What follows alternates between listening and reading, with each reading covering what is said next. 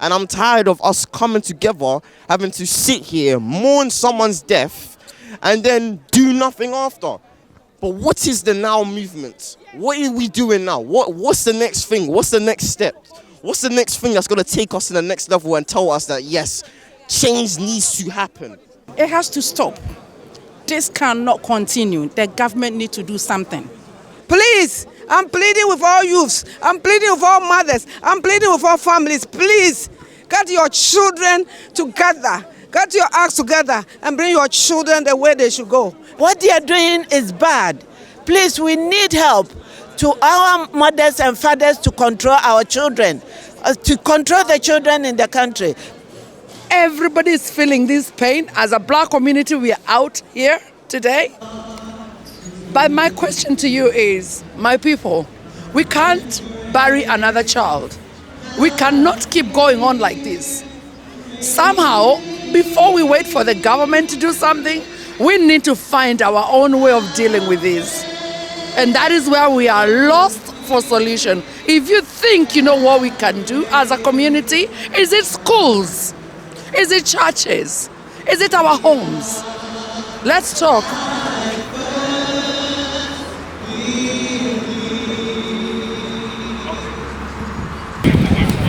We're here in unison. The community has come out today to commemorate the life of such a wonderful lady who should not have gone at this time when it was just the start of her life. At the age of 15, she had the best of her life ahead of her. But we're here crying for her. So we're asking the question, what is it as black people? What is going wrong in our community?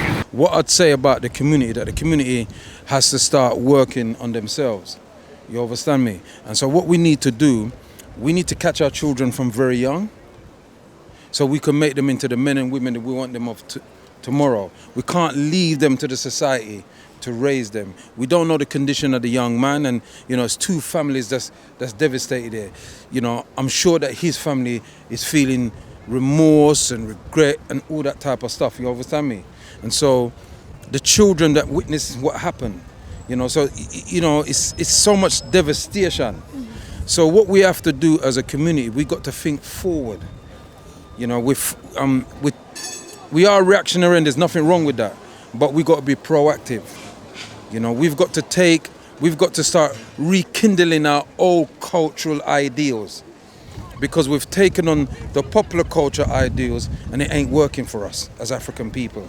We know how to raise children. We need to start raising them properly. And I'm pleading with everybody. I know tempers are very high. Please, especially the youth, please calm down. Please calm down. You are killing yourselves. Please calm down. You are destroying our future men. Please calm down. Why would you go out and carry a knife? What for? Please, mothers, please look after your children, because sometimes it's the mothers. I'm saying sometimes. I know that sometimes it's the mothers. Let's try to train the children from infancy.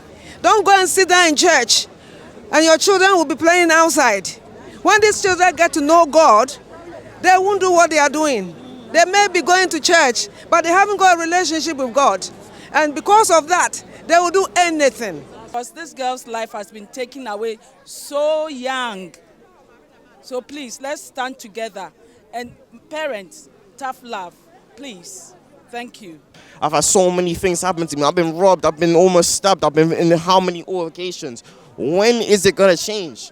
When am I going to be able to come and say, yes, Croydon is actually making a change and actually trying to affect the young people by doing better things, by coming up with solutions, by having a meeting, sitting down, talking to each other, coming up with something? I ain't seen that yet. And I'm tired of us coming together, having to sit here, mourn someone's death, and then do nothing after. Yes, an innocent child is gone. Yes, rest in peace to their soul and rest in paradise. But what is the now movement? What are we doing now? What's the next thing? What's the next step? What's the next thing that's going to take us to the next level and tell us that, yes, change needs to happen? Because I'm tired of seeing this. I'm 21 years old. I've lived here for all my life. What do you suggest people should do? Like young people, Because a lot of adults, older people are making decisions for you. What would you think need to be done as a solution for young people? Now, look, there is a youth zone called Legacy Youth Zone that I helped build myself. So go down there and you will have things there as sports halls, football pitches, music areas, creative arts, something for you to do. Because that is the issue. There is nothing for these young people to do. There isn't anything for them to do when they go outside. Once they finish school, they're outside doing nonsense. There's no after school club. There's no teams that they can play for. And if there are teams, they're not pushing it. There's no push for anything. People are just standing out here doing nonsense. And that is why incidents like these things happen. Because there's no hope. No one is giving them hope. No one is giving them an angle. No one is showing them a way. No one is patterning them. And when I mean patterning them, I mean being on them all the time, every day. You're better than this. You're better than what you are. You're better than what's outside. And outside is dangerous. And it's been dangerous for how long? So when is the danger going to stop? When we actually sit and think about what we're going to do. When we sit and think about what we're going to apply. How we're going to apply it to the young people. There's so many young people here. All of them are doing something. They're not in their house or outside doing nonsense. They're outside doing something. That's why they're still here and they're still alive.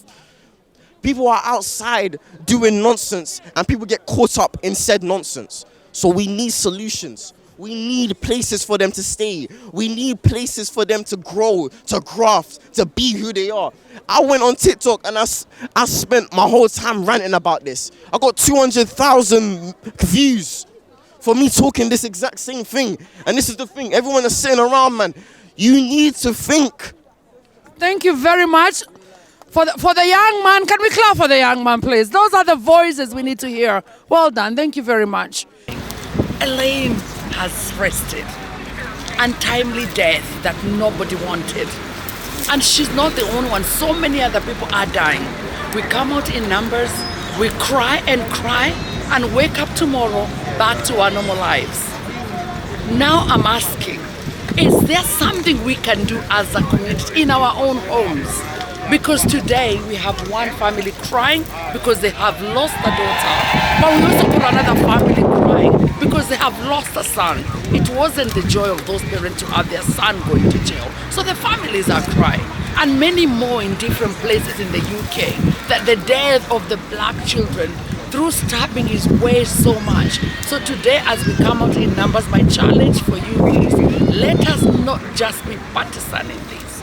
Being partisan means we are here, we've cried, and we've gone back home. We need to have a voice in our home. We need to talk to our children. We need to know who their friends are. We do need to really be there for them, because the killers are someone's children.